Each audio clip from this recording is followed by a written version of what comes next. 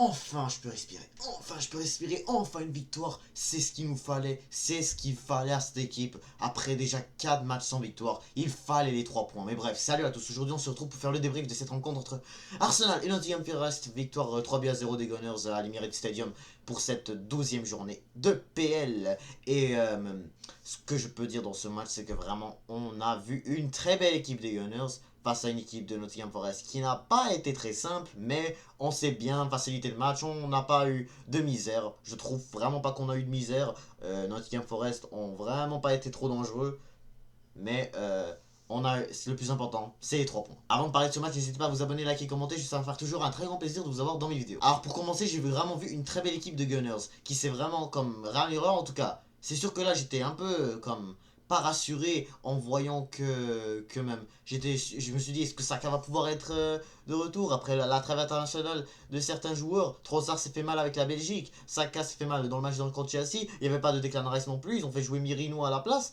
mais je peux dire que Mirino n'a pas fait un mauvais match. Mais en tout cas, on va parler des joueurs tout de suite.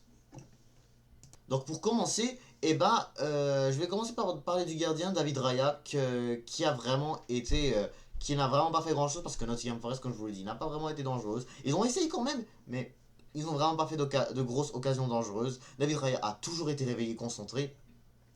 Et franchement, j'ai beaucoup aimé son match. Comme d'habitude, voilà, David Raya, j'ai rien à dire, il est très bon. Mais sinon, du côté de la défense, Saliba, Gabriel. Enfin, c'est sûr que Nottingham Forest essayait quand même de faire de la pression, mais Saliba se laissait pas faire, il gagnait tous les duels, comme Gabriel aussi. Vraiment, donc, là, j'étais pas très inquiet dans la défense. Hein. Même chose avec Calafiori de retour, de blessure, avec Timber qui ont tous les deux fait un bon match. Donc franchement, la défense, c'était bon. C'était vraiment bon. Nottingham Forest ont eu de la difficulté à faire des grosses frappes et tout. Et franchement, j'ai beaucoup surtout aimé vraiment comment on a juste fait... Comment on a juste vraiment fait le jeu pour compliquer vraiment ce match face à une équipe de Nottingham Forest qui a eu sa 3e défaite de la saison, qui n'a pas été qui a été qui est juste pas très qui a pas été toujours facile à affronter. Le milieu de terrain, bah, j'ai beaucoup aimé.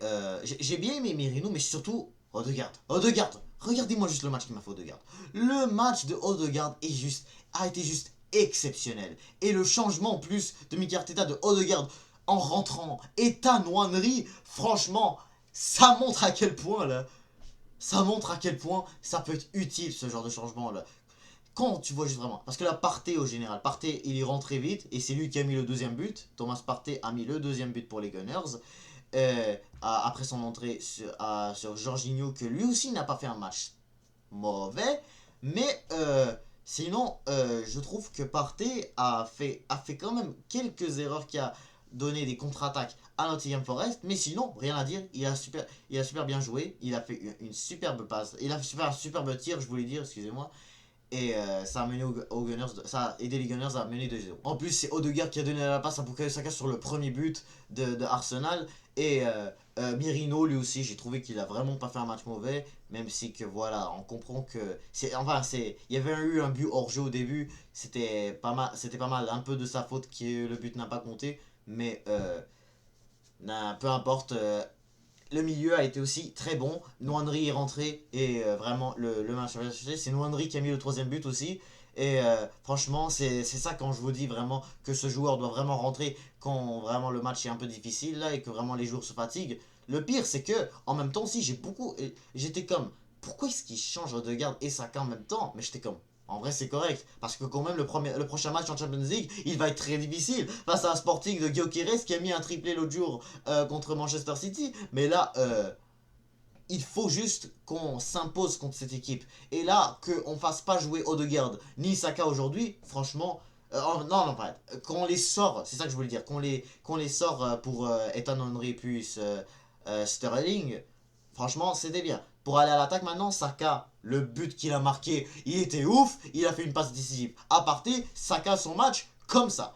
De l'autre côté, t'as Trossard que lui aussi il a fait un match plus ou moins correct. Ça a été un peu difficile parce que quand même les défenseurs l'ont beaucoup comme touché, l'ont beaucoup comme fait des fautes sur lui là. Mais ça n'a pas changé que Leandro Trossard a lui aussi fait un bon match. Il a fait beaucoup de bons dribbles aussi. Donc franchement, je retrouve le Trossard que j'aime bien voir, même si il n'a pas été sur le banc. Contrairement à Marc Martinelli, ça aurait été peut-être mieux si ça aurait été le contraire. Même si que quand même Trossard a raté quand même au tout début du match une occasion quand même, où est-ce qu'il était vraiment devant les buts, il pouvait largement la mettre. Mais écoute, des ratés comme ça, là vraiment il était beaucoup, comme je vous le dis, là, il a été beaucoup dérangé par les défenseurs de Nottingham Forest. Donc franchement, le fait que voilà, surtout que du fait que voilà, il y a des joueurs comme Aina ou Moreno qui ont vraiment été qui n'ont pas été si mauvais que ça pour Nottingham Forest. Mais franchement, là, c'était pas très simple. Franchement, c'était pas très simple. Nottingham Forest n'est pas très facile à affronter cette saison. Donc pour de vrai, faut pas sous-estimer. Mais en tout cas, notre match a juste été excellent. Gabriel Jesus, lui aussi, il a fait un superbe match. Ça a été difficile un peu. Il a fait quand même des shots un petit peu. Il a fait un petit peu de tir, mais ça n'a pas été exceptionnel. Il a fait quand même un tir, ce qui a été un très beau cadeau de la part de Odegaard et de Saka, là, qui a été très bien joué entre ces deux-là. Et puis là, Gabriel Jesus il était vraiment tout seul devant les buts. Et là, malheureusement, son tir n'a pas du tout été cadré. Mais je suis satisfait. Vraiment, je suis satisfait. Après déjà 4 matchs où est-ce que vraiment on a été décevant. Il fallait qu'on revienne. Il fallait qu'on revenait. Il fallait que vraiment on s'imposait chez nous à l'Emirates contre l'équipe de Nottingham Forest. Que moi je voyais vraiment ce match aller vraiment pas facile. Nottingham Forest c'est quand même une équipe qui fait match nul contre Chelsea à Stamford Bridge. Ils ont même battu Liverpool, les seuls qui ont gagné contre Liverpool cette saison, à Anfield. Donc vraiment, j'étais sûr que ça allait être vraiment pas simple. Mais on a réussi à les avoir, à les manger. Donc franchement, je suis toujours content. Hein. Je suis vraiment très content de cette victoire. Hein. Faut juste vraiment que là, parce que là maintenant on est toujours quand même 6 points derrière Liverpool. Pour l'instant, City n'ont toujours pas joué donc, contre Tottenham. Donc là, on faudra voir. Et ensuite, et puis par la suite, il faudrait voir en tout cas Liverpool demain. Là. Mais je suis certain que vraiment ça va être très compliqué. Il faut vraiment qu'il y ait une équipe qui puisse vraiment les arrêter. Mais franchement, Liverpool n'ont pas de blessés.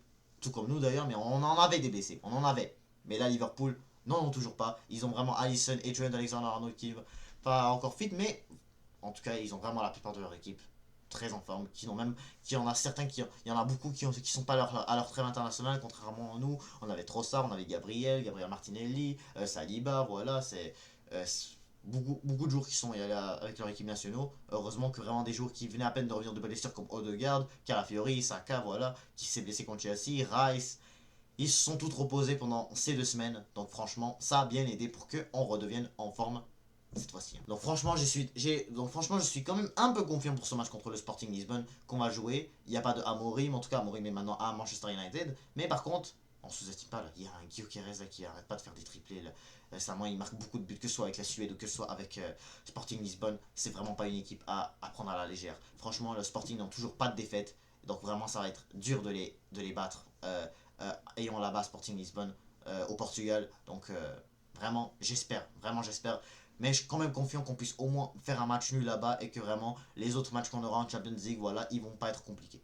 Donc c'était tout pour ce débrief, je vous reviens pour les autres matchs qui est de City, Chelsea aussi ils ont gagné 2-1, je vous en parlerai juste après. Mais là maintenant ça va être le temps pour moi de finir cette vidéo. C'est la fin, n'hésitez pas à vous abonner, liker, commenter et je vous dis à toutes.